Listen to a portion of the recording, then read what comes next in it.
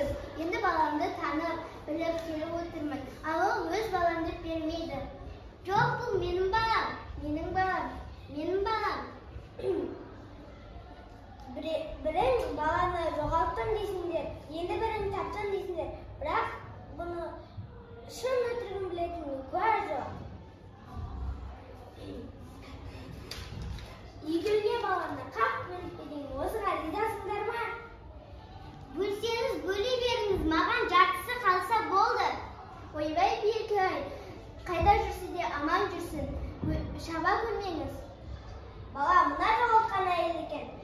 Үйкелі бала